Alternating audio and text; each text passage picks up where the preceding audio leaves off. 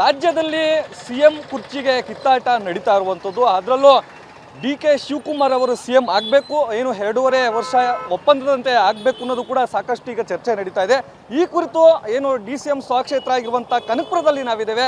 ಇಲ್ಲಿನ ಜನರು ಏನು ಹೇಳ್ತಾರೆ, ಅವರ ಒಂದು ಸಿಎಂ ಕುರ್ಚಿ ಬಿಟ್ಕೊಡಬೇಕು ಅನ್ನೋ ವಿಚಾರಕ್ಕೆ ಸಂಬಂಧಪಟ್ಟಂತೆ ನಾನು ಇಲ್ಲಿ ಕನಕಪುರ ಸ್ಥಳೀಯರನ್ನು ಮಾತಾಡ್ತಾ ಹೋಗ್ತೇನೆ. ಮೇಡಮ್, ಈಗ ಸಾಕಷ್ಟು ಚರ್ಚೆ ಆಗ್ತಾ ಇದೆ. ಡಿ.ಕೆ. ಶಿವಕುಮಾರ್ ಅವರು ಈಗ 2.5 ವರ್ಷ ಏನು ಸಿಎಂ ಆಗಬೇಕು ಅನ್ನೋದು ಕೂಡ ನಡೀತಾ ಇರುವಂಥದ್ದು. ಈ ವಿಚಾರವಾಗಿ ನೀವು ಕನಕಪುರವಾಗಿ ಏನು ಹೇಳಕ್ಕೆ ಇಷ್ಟಪಡ್ತೀರಾ? ಸರ್, ಕನಕಪುರದವ್ರು ಒಬ್ಬರದೇ ಅಭಿಪ್ರಾಯ ಅಲ್ಲ ಸರ್ ಇದು.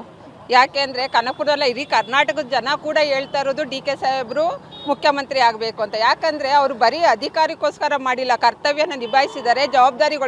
ಜವಾಬ್ದಾರಿ ಮಾತ್ರ ನಿಭಾಯಿಸಿಕೆ ಡಿ.ಕೆ. ಶಿವಕುಮಾರ್ ಬೇಕು, ಅಧಿಕಾರಕ್ಕೆ ಮಾತ್ರ ಡಿ.ಕೆ. ಶಿವಕುಮಾರ್ ಬೇಡವಾ? ಮುಖ್ಯಮಂತ್ರಿ ಆಗಬಾರ್ದ? ಪ್ರತಿಯೊಂದು ಕರ್ನಾಟಕದ ಜನ ಹೇಳೋದೇ ಅಷ್ಟು, ಡಿ.ಕೆ. ಶಿವಕುಮಾರ್ ಪ್ರತಿಯೊಬ್ಬರು ಯಾರೇ ಒಬ್ಬ ಯೂತ್ ಅವರೇ ಆಗಲಿ, ವಯಸ್ಸಾದವರೇ ಆಗಲಿ ಕೇಳೋದೇನು ಅಂತಂದರೆ ಡಿ.ಕೆ. ಶಿವಕುಮಾರ್ ಮುಖ್ಯಮಂತ್ರಿ ಆಗಬೇಕು ಅಂತ. ಅಲ್ಲ ಸರ್, ಕರೋನಾ ಸೀಸನಲ್ಲಿ ಎಲ್ಲರೂ ಮನೇಲಿ ಕೂತ್ಕೊಂಡಿದ್ದಾಗ ಪ್ರತಿಯೊಬ್ಬರು ಮನೆಗೆ ಒಬ್ಬ ರೈತರನ್ನ ಕಷ್ಟನ ಆಲಿಸಿ ಅವ್ರ ತರಕಾರಿ ಪರ್ಚೇಸ್ ಮಾಡಿ, ಅವ್ರ ಬೆಳೆ ಪರ್ಚೇಸ್ ಮಾಡಿ ಜನಗಳಿಗೆ ಹಂಚಿಸಿರೋರು ಅವರು. ಮಾತ್ರೆಗಳನ್ನೆಲ್ಲ ಮನೆಗೆ ಅಧಿಕಾರಿಗಳಿಗೆಲ್ಲ ಮಾಡಿರೋರು ಅವರು. ಅವಾಗೆಲ್ಲ ಶಾಸಕರು ಕೇಳಿಲ್ವಾ? ಯಾರೋ ಒಬ್ರು ಮನೆ ಟಿವಿಲಿ ಕೂತ್ಕೊಂಡು ಹೇಳ್ತಾರಲ್ಲ, ಅವ್ರೇನು ಭ್ರಷ್ಟವ್ರ ಸಿದ್ದರಾಮಯ್ಯನ ಯಾಕೆ ಇಳಿಸ್ಬೇಕು ಅಂದ್ಬಿಟ್ಟು, ಇವ್ರೇನು ಭ್ರಷ್ಟ ರಾಜಕಾರಣ ಮಾಡ್ತಿದ್ದಾರಾ? ಇವರು ಮಾಡ್ತಾ ಇರೋದು ಜನಸೇವೆನೇ. ಅಂದಮೇಲೆ ಸರ್ಕಾರ ಬರೋಕ್ಕೋಸ್ಕರ ಬೇಕು, ಇವ್ರು ಬೇಕು, ಬೆಂಬಲ ಬೇಕು. ಮತ್ತು ಮಂತ್ರಿಗಳನ್ನೆಲ್ಲ ಒಗ್ಗೂಡಿಸೋಕ್ಕೆ ಡಿ.ಕೆ. ಶಿವಕುಮಾರ್ ಬೇಕು, ಅಧಿಕಾರಗಳನ್ನೆಲ್ಲ ತರೋದಕ್ಕೆ ಡಿ.ಕೆ. ಶಿವಕುಮಾರ್ ಬೇಕು, ಮತ್ತು ಎಲ್ಲನೂ ಹೊಂದಾಣಿಸೋಕ್ಕೆ ಎಲ್ಲೆಲ್ಲಿ ಇದು ಎಲೆಕ್ಷನ್ ನಡೀತದೆ ಅಲ್ಲಿಗೆಲ್ಲ ಹೋಗೋದಕ್ಕೆ ಡಿ.ಕೆ. ಶಿವಕುಮಾರ್ ಬೇಕು. CM ಸೀಟಲ್ಲಿ ಕೂತ್ಕೊಳ್ಳೋದಕ್ಕೆ ಡಿ.ಕೆ. ಶಿವಕುಮಾರ್ ಬೇಡವಾ?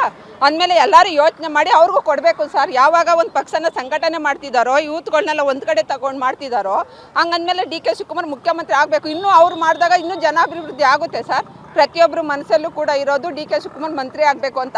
ಅದನ್ನು ಹೈಕಮಾಂಡ್ ಯೋಚನೆ ಮಾಡಬೇಕು ಸರ್. ಫಸ್ಟು ಏನೋ ಆಗ್ಬಿಡ್ಲಿ ಕೂರಿಸ್ಬಿಡ್ತೀವಿ, ಆಮೇಲೆ ನೋಡ್ಕೊಳ್ಳೋಣ ಅನ್ನೋದಲ್ಲ. ಅವತ್ತು ಏನು ತೀರ್ಮಾನ ತಗೊಂಡಿದ್ದಾರೋ ಇವತ್ತು ಕೂಡ ಅದನ್ನೇ ನಡವಳಿಕೆನ ಇಟ್ಕೊಂಡು ಅವ್ರಿಗೆ ಅಧಿಕಾರ ಕೊಟ್ಟು ಮುಂದೆ ಇನ್ನೂ ಅಭಿವೃದ್ಧಿ ಮಾಡೋದಕ್ಕೆ ಸಹಕಾರ ಕೊಡಬೇಕು ಅಂತ ಕೇಳ್ಕೊತೀವಿ ಸರ್. ಇಷ್ಟು ಕನಕಪುರ ಜನತೆ ಹೇಳ್ತಾ ಇರುವಂಥದ್ದು. ಪಕ್ಷ ಸಂಘಟನೆಯಿಂದ ಹಿಡಿದು ಕೊರೋನಾ ಸಂದರ್ಭದಲ್ಲೂ ಕೂಡ ಪಕ್ಷವನ್ನು ಕಟ್ಟುವಂಥ ಒಂದು ಶಕ್ತಿಯುತವಾಗಿ ಅವರು ಪಕ್ಷ ಬೆಳಿಲಿಕ್ಕೆ ಡಿ.ಕೆ. ಶಿವಕುಮಾರ್ ಅವರು ಕಾರಣ ಆಗಿದ್ದಾರೆ.